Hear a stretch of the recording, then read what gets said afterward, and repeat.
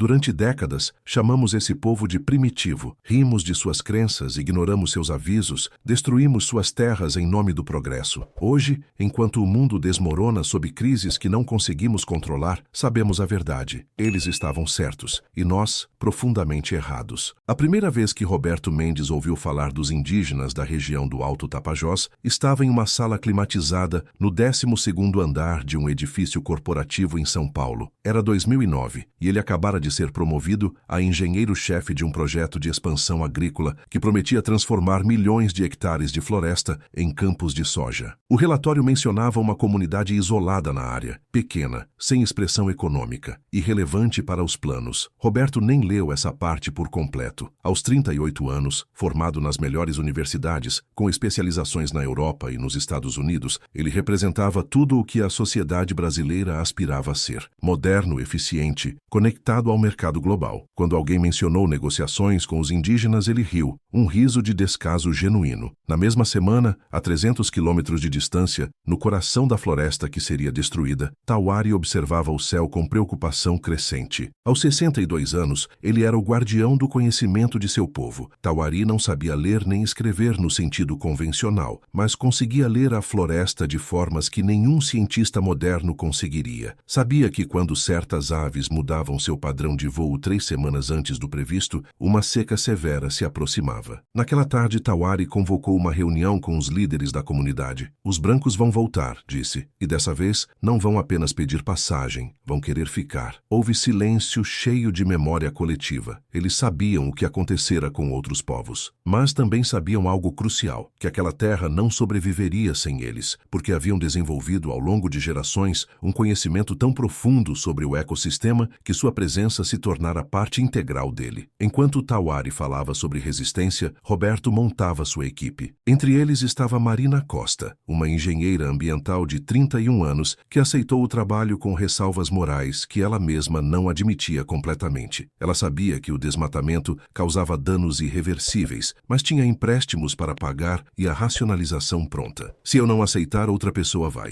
Pelo menos assim posso tentar minimizar os danos. Os preparativos levaram 6 meses. Em uma audiência pública protocolar, Tawari foi levado até a cidade. Quando chegou sua vez de falar, disse coisas simples. Aquela terra não era apenas território, mas um ser vivo que respirava através das árvores, que adoecia quando era ferida. Seu povo passara séculos aprendendo a ouvir esses ritmos, a trabalhar com eles em vez de contra eles. As pessoas ouviram educadamente, mas nos olhares havia condescendência mal disfarçada. Um vereador sussurrou: "Coitado, ainda acredita que árvore tem alma." Roberto checava e-mails no celular. Marina olhou para Tawari com algo parecido com pena, um sentimento irônico, considerando quem realmente merecia compaixão naquela sala. Ofereceram dinheiro, casas de alvenaria, energia elétrica, tudo apresentado como benefício, como se estivessem trazendo civilização. Tawari recusou tudo. Disse que queriam apenas que os deixassem em paz, que respeitassem os limites de seu território. Houve mais risos. Um empresário comentou alto: "Eles não sabem o que é melhor para eles mesmos." As obras começaram em março de 2010. As primeiras máquinas chegaram ao amanhecer, escoltadas por seguranças e oficiais de justiça. O barulho das motosserras rasgou o silêncio da floresta. Árvores centenárias caíram em minutos. Roberto supervisionava pessoalmente, orgulhoso de sua eficiência. Quando olhava para a terra limpa, via progresso. Marina via diferente: solo exposto rachando sob o sol, rios mudando de cor, animais desorientados. Mas não disse nada. Fez seu trabalho, preencheu relatórios, certificou-se de que normas ambientais mínimas eram cumpridas, normas que ela sabia serem completamente inadequadas. 3 meses depois, começaram as anomalias. Máquinas quebrando com frequência incomum. Trabalhadores adoecendo com sintomas inexplicáveis, fadiga extrema, feridas que não cicatrizavam. A equipe médica não identificava patógenos. Os sintomas melhoravam quando saíam da área, pioravam quando retornavam. Marina começou testes não oficiais. O que descobriu a alarmou. A terra degradava-se a velocidade impossível. Solo que deveria manter fertilidade por anos tornava-se estéril em meses. Ela levou os resultados para Roberto. Sua conclusão foi pragmática: vamos precisar de mais fertilizantes. Ajuste o orçamento. Então, um rio mudou de curso em semanas, fenômeno que leva décadas naturalmente. Ninguém conseguia explicar. Roberto sentiu pela primeira vez algo além de frustração profissional. Sentiu medo, um desconforto existencial quando padrões absolutos começam a falhar. No 6º mês, Roberto precisou visitar pessoalmente a comunidade indígena. As máquinas quebravam constantemente, mais de 40 trabalhadores foram evacuados e o solo virava pó. Caminharam 2 horas até a aldeia. O contraste era brutal. Enquanto a área desmatada parecia morta, ali a floresta era exuberante, claramente manejada, mas de forma tão sutil que um olhar destreinado não perceberia. Tawari os recebeu com cortesia formal. Roberto foi direto. Precisamos entender o que está acontecendo. Alguns trabalhadores dizem que perturbamos espíritos da floresta. Disse isso último com sarcasmo. Tawari ficou em silêncio. Depois falou calmamente. Não são espíritos. É a terra. Vocês a machucaram profundamente e ela está reagindo. Essa floresta não existe por acidente. Meu povo a cultiva há mais tempo do que seus livros registram. Quando vocês arrancaram as árvores, destruíram um sistema que levou séculos para ser construído. Marina, pela primeira vez, considerou seriamente que aquelas pessoas não fossem ignorantes, mas profundamente sábias. Vocês podem nos ensinar? Perguntou. Tawari olhou para ela com tristeza. Ensinar o quê? Como consertar o que já está quebrado? Isso leva gerações. Vocês querem soluções rápidas, querem continuar fazendo o que sempre fizeram, mas com menos problemas. Não funciona assim. Roberto perdeu a paciência. Disse que voltaria com autorizações para remover a comunidade. Tawari não se alterou. Vocês podem nos tirar daqui, podem destruir tudo, mas vão descobrir que destruíram a si mesmos também. Nos meses seguintes, a situação piorou exponencialmente. Especialistas de outros países, consultores caríssimos, equipamentos de última geração, nada funcionava. E então começaram notícias de outras regiões com projetos similares enfrentando crises severas. O padrão era perturbador. Destruição de ecossistemas seguida de colapso ambiental. A comunidade científica prestou atenção. Pesquisadores pediram acesso à área. O que descobriram foi fascinante e aterrorizante. A floresta era resultado de milênios de manejo sofisticado. Os indígenas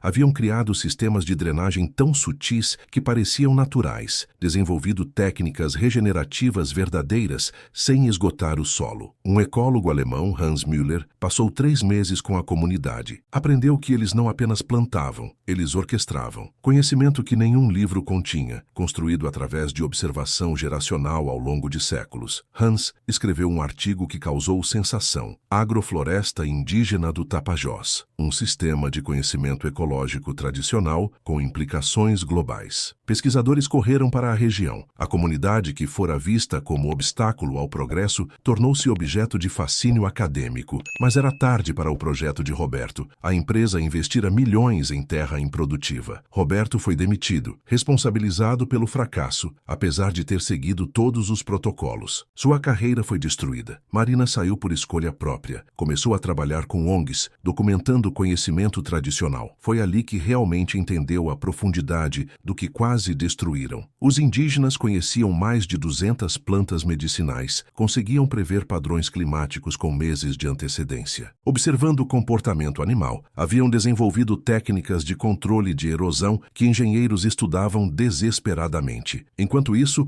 o mundo começava a despertar para a crise climática. Secas extremas, tempestades destruindo infraestruturas, colheitas falhando simultaneamente em continentes. E à medida que a crise se aprofundava, pessoas começavam a procurar respostas em lugares que antes desprezavam. Governos que ignoravam indígenas agora queriam consultá-los. Cientistas que os consideravam atrasados queriam aprender seus métodos. A ironia era espessa. Tawari, agora com 70 anos, via delegações importantes chegarem com perguntas e promessas, mas ele sabia que a maioria não entendia realmente. Queriam extrair conhecimento como haviam tentado extrair recursos, sem compreender que conhecimento tradicional não pode ser separado da terra e da forma de vida que o gerou. Chiara, a jovem curiosa agora com 26 anos, tornou-se intermediária. Ela explicava que não podiam simplesmente catalogar plantas e reproduzir remédios em laboratórios. As plantas funcionavam em conjunto com solo específico, condições climáticas locais. Isolá-las destruía o que as tornava eficazes. Marina se tornou amiga de Chiara. Passavam horas conversando. Marina Marina tentando traduzir conhecimento para terminologia científica, Yara explicando que algumas coisas se perdiam nessa tradução. Vocês pensam que sabem muito porque podem medir tudo, disse Yara uma vez. Mas há coisas que não podem ser medidas. Seus instrumentos nunca vão capturar isso, porque essas coisas vivem na relação entre observador e observado. Roberto, depois de ser demitido, lutou para encontrar trabalho. Sua esposa o deixou. Seus recursos se esgotaram. No ponto mais baixo, fez algo surpreendente. Voltou para a floresta, sozinho, com perguntas que não conseguia mais evitar. Tawari o recebeu sem rancor. Você veio aprender. Então primeiro precisa desaprender. Precisa esvaziar sua cabeça de tudo que pensa que sabe. Roberto passou 3 meses ali. No início foi frustrante. Tudo parecia vago demais. Mas lentamente, algo mudou. Ele começou a ver padrões invisíveis, a sentir a floresta não como recurso, mas como sistema vivo, do qual fazia parte. Tawari mostrou-lhe uma área em regeneração. 20 anos antes afetada por fogo, agora voltava à vida através de intervenção tão sutil que parecia não intervenção. Vocês chamam isso de deixar a natureza se recuperar sozinha, mas não é. É curadoria invisível. Vocês intervêm de forma óbvia e grosseira, depois se surpreendem quando tudo desmorona. Roberto sentiu algo quebrar dentro dele. Percebeu que passara a vida resolvendo equações sem entender para que serviam os números. Todo seu conhecimento fora aplicado em serviço de um objetivo nunca questionado: transformar natureza em lucro o mais rápido possível. Enquanto Roberto tinha sua desconstrução pessoal, o mundo lá fora descia ao caos. A crise climática se intensificava. Nações enfrentavam colapso agrícola, migrações em massa. E crescia a percepção. A solução não viria de mais tecnologia, mas de aprender a trabalhar com sistemas naturais. Conferências internacionais começaram a incluir representantes indígenas como especialistas genuínos. Yara foi convidada para falar na ONU aos 28 anos. Vocês nos chamam de guardiões da floresta, ela começou, como se fosse nosso trabalho. Mas não somos guardiões, somos parte.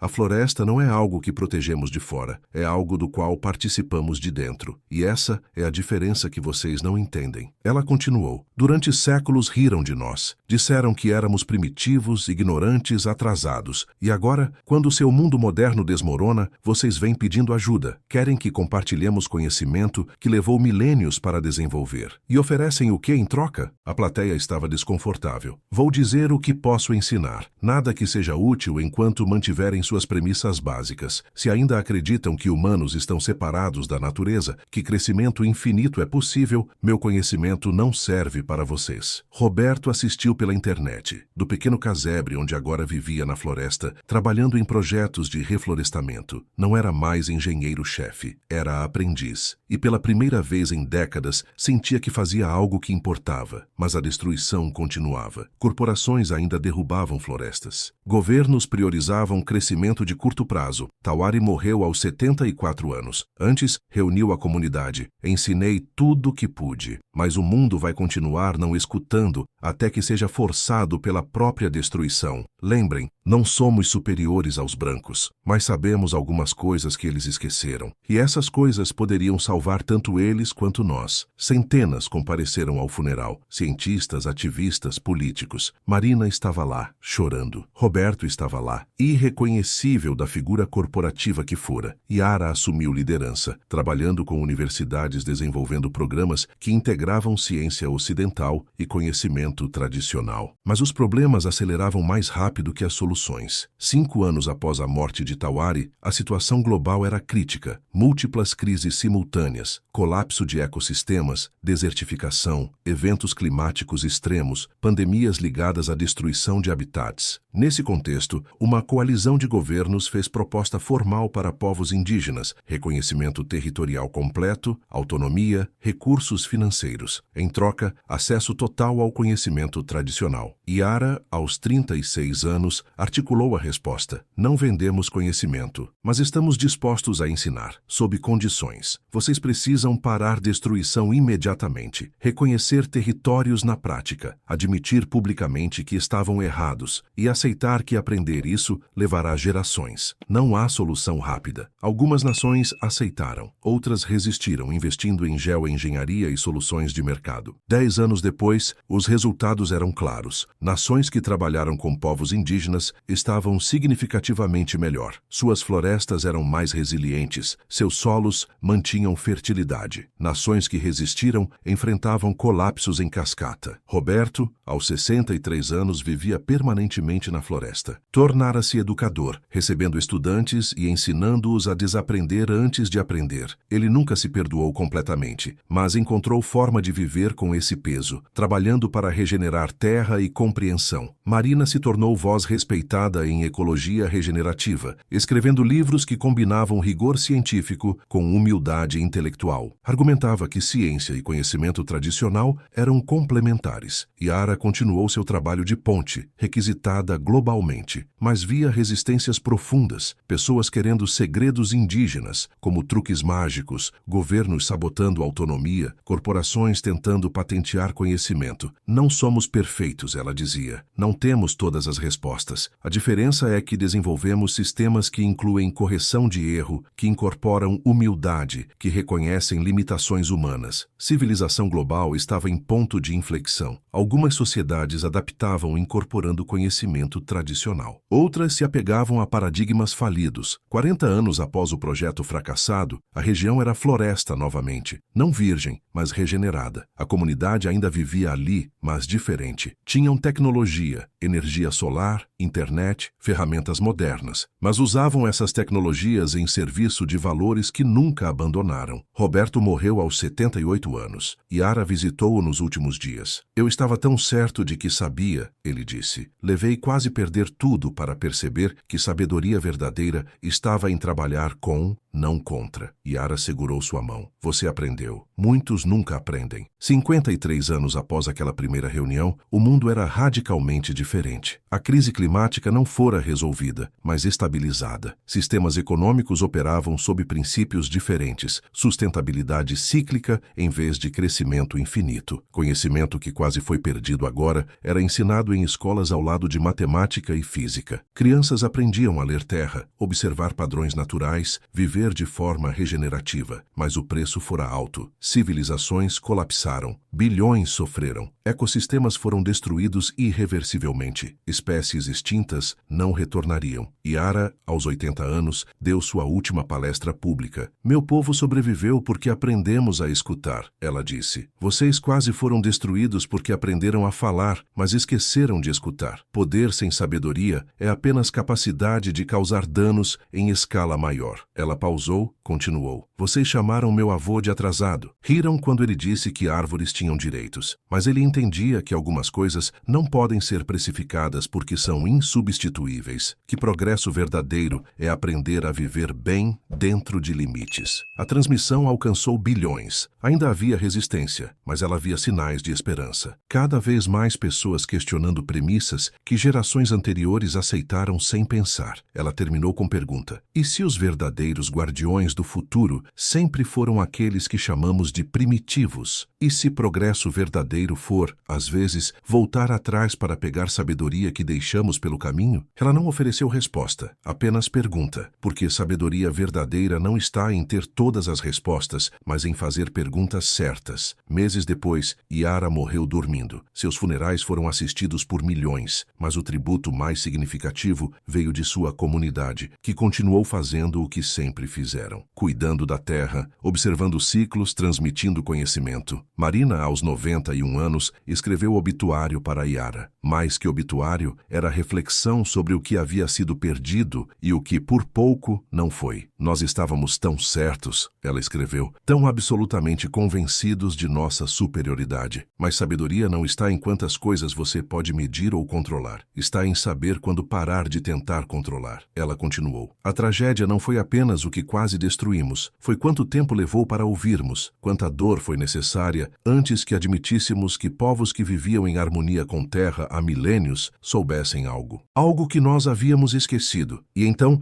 escreveu a pergunta que a assombrava. E se tivéssemos escutado desde o início, quanto sofrimento poderia ter sido evitado se substituíssemos arrogância por curiosidade, certeza por humildade? Gerações posteriores estudaram esse período como ponto de inflexão crucial. Desenvolveram teorias sobre por que civilização industrial foi tão resistente a aprender com povos povos que considerava inferiores. Século depois do projeto fracassado, a região do Alto Tapajós era centro de aprendizado global. Estudantes vinham de todo o mundo para aprender perspectivas que tornavam técnicas eficazes. Aprendiam que agricultura era participar de ciclos ecológicos, que conhecimento era desenvolver sabedoria sobre quando e como aplicar informação. Descendentes de Tauari e Iara ainda viviam ali, mantinham tradições, mas também participavam do mundo moderno em seus próprios termos. Mostravam que era possível ter tecnologia sem tecnocracia, modernidade sem perda de valores, progresso sem destruição. Mas eram cautelosos, sabiam que cada geração precisava reaprender lições básicas, que tentação de dominação era constante, que preço de harmonia era vigilância eterna. E assim a história continuava, não com final feliz simples, mas com luta constante por equilíbrio melhor, com o reconhecimento de que sabedoria não é saber todas as respostas, mas fazer melhores perguntas, que progresso não é transformar tudo, mas saber quando deixar coisas como estão. Talvez o maior erro da humanidade nunca tenha sido falta de tecnologia, mas incapacidade de ouvir, de reconhecer que conhecimento vem em formas múltiplas, que sabedoria não se reduz a diplomas, que povos sem escrita podem ter desenvolvido compreensões profundas que civilização letrada ignorou. E talvez a lição mais importante seja esta: aqueles que você chama de primitivos podem ser guardiões de conhecimento que você precisa desesperadamente. Não porque sejam perfeitos, mas porque mantiveram viva a sabedoria que você descartou em sua pressa de alcançar futuro imaginado, enquanto destruía presente que realmente existia. A história termina aqui, mas suas perguntas permanecem. Ecoam através de gerações, lembrando de escutar quando ainda é tempo, de aprender antes que apenas opção seja sofrer. E se os verdadeiros guardiões do futuro sempre foram aqueles que chamamos de primitivos? Veja quem sobreviveu mudanças climáticas históricas, quem manteve terras produtivas por séculos, quem desenvolveu sistemas que não esgotam recursos, mas os regeneram. E então pergunte a si mesmo, quem é realmente avançado e quem estava atrasado o tempo todo?